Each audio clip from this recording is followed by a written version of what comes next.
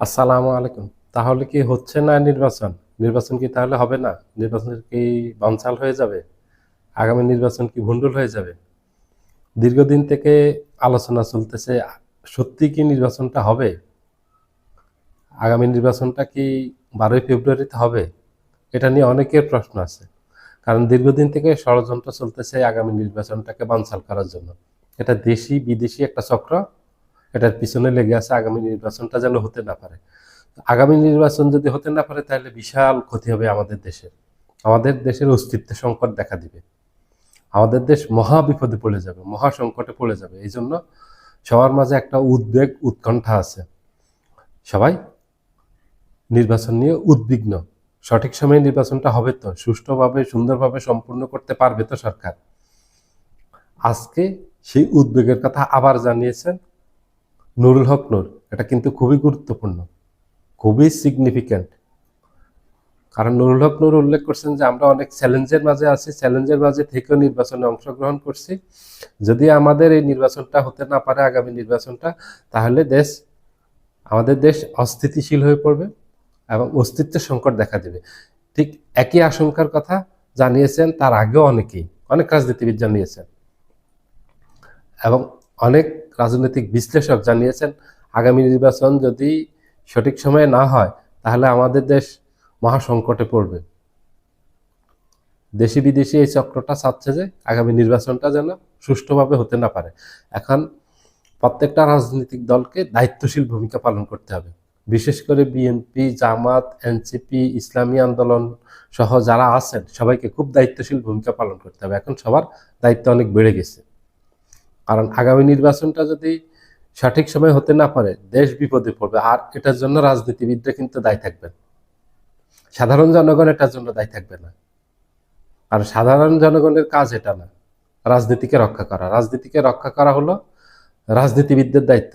আর রাজনীতিবিদরা যদি রাজনীতিকে রক্ষা করতে পারেন তাহলে দেশ রক্ষা হবে,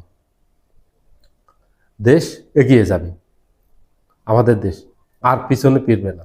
কারণ আমরা এখনো রাজনৈতিক সংকটের ভিতর আছি। আমাদের দেশ থেকে রাজনৈতিক সংকট কিন্তু কেটে যায়নি। 5ই আগস্টের পর শেখ হাসিনা পালিয়ে গেছে, আওয়ামী লীগ পালিয়ে গেছে, স্বৈরাচার পালিয়ে গেছে, কিন্তু দেশে একটা রাজনৈতিক সংকট থেকে গেছে। আগামী নির্বাচনটা অবশ্যই সুষ্ঠু, সুন্দর, গ্রহণযোগ্য হতে হবে। নিরপেক্ষ একটা নির্বাচন হতে হবে, একটা ক্রেডিবল ইলেকশন হতে হবে, যেটা দেশি বিদেশি সবার কাছে গ্রহণযোগ্য হবে এবং সঠিক সময়ে হতে হবে। এই নির্বাচনটা যদি সঠিক সময়ে হতে না পারে এই এই নির্বাচন আর কবে হবে এটা কেউ বলতে পারবে না। আগামী 10 বছরেও পরেও হতে পারে, 20 বছর পরেও হতে পারে। এবং আরেকটা অপশক্তি এই দেশের শাসনভার গ্রহণ করতে পারে, তাহলে দেশ ধ্বংস হয়ে যাবে। আমাদের দেশ একদম, আমাদের দেশে যা ছিল এখন যতটুকু আছে, শেখ হাসিনা তো সবকিছু ধ্বংস করে দিয়ে গেছে। যতটুকু আছে এখন এটাও আর থাকবে না। মানুষের জান মালের কোনো নিরাপত্তা থাকবে না, দেশের অর্থনীতি বলতে কিচ্ছু থাকবে না, এগুলো সব ধ্বংস হয়ে যাবে। দেশে একটা ডিজাস্টার হবে যদি নির্বাচন সঠিক সময় হতে না পারে। এটার জন্য দায়ী থাকবে রাজনীতিবিদরা। কাদা ছোড়াছড়ি না করে আপনারা জনগণের জন্য রাজনীতি করেন, জনগণের কাছে যান, জনগণ যাকে ভোট দেয় তাকে ভোট দিবে। এই যে কাদা ছোড়াছড়ি করলে, এই হিংসা প্রতিহিংসা করলে, এগুলি জনগণ তাদেরকে পছন্দ করবে না। যারা এগুলি করবে, কাদা ছোড়াছড়ি করবে, এই হিংসা প্রতিহিংসা রাজনীতি করবে, তাদেরকে জনগণ প্রত্যাখ্যান করবে। আপনারা সুস্থ ধারা রাজনীতি করেন, ভালো রাজনীতি করেন, নতুন রাজনীতি আসেন, নতুন বন্দোবস্ত নিয়ে আসেন, আপনাদেরকে জনগণ সমর্থন দেবে।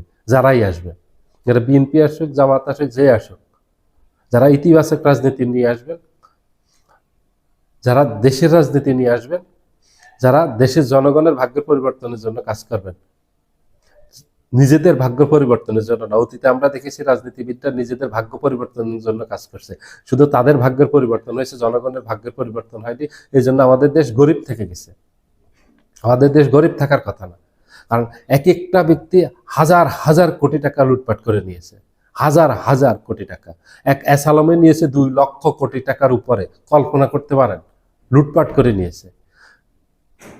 এইভাবে প্রত্যেকটা গ্রুপ এবং বড় বড় রাজনীতিবিদরা হাজার হাজার কোটি টাকা লুটপাট করে নিয়েছে। যার কারণে আমাদের দেশ গরিব হয়ে আছে। আমাদের দেশ গরিব না।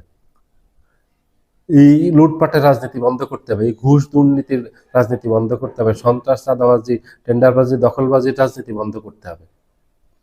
নতুন রাজনীতি নিয়ে আসবেন যেখানে সন্ত্রাস, চাঁদাবাজি, টেন্ডারবাজি, ঘুষ, দুর্নীতি, লুটতরাজ এগুলি থাকবে না। কোনো লুটতরাজকারীকে আপনারা রাজনীতি আনবেন না, আশ্রয় দিবেন না, প্রশ্রয় দিবেন না। সেই রাজনীতি জনগণ চায়। কোনো লুটতরাজকারীকে রাজনীতিতে দেখতে চায় না, কোনো সন্ত্রাসীকে দেখতে চায় না, কোনো মাদক কারবারিকে দেখতে চায় না, কোনো চোরা কারবারিকে, কোনো স্মাগলারকে রাজনীতিতে দেখতে চায় না, এমপি হতে চায় না, জনগণের প্রতিনিধি হিসেবে দেখতে চায় না, রাজনৈতিক নেতা হিসেবে দেখতে চায় না। জনগণ জনগণ দেখতে চায় পরিচ্ছন্ন, দেশপ্রেমিক, সৎ, যোগ্য মানুষকে রাজনীতিতে দেখতে চায়।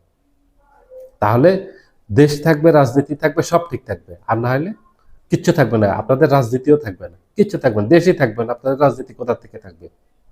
আপনারা রাজনীতির পথে ফিরে আসেন, সুস্থ ধারার রাজনীতি করেন, কাদা ছোড়াছড়ি বন্ধ করেন, দেশ এগিয়ে যাবে ইনশাল্লাহ। সবাই ভালো থাকবেন। আল্লাহ হাফেজ।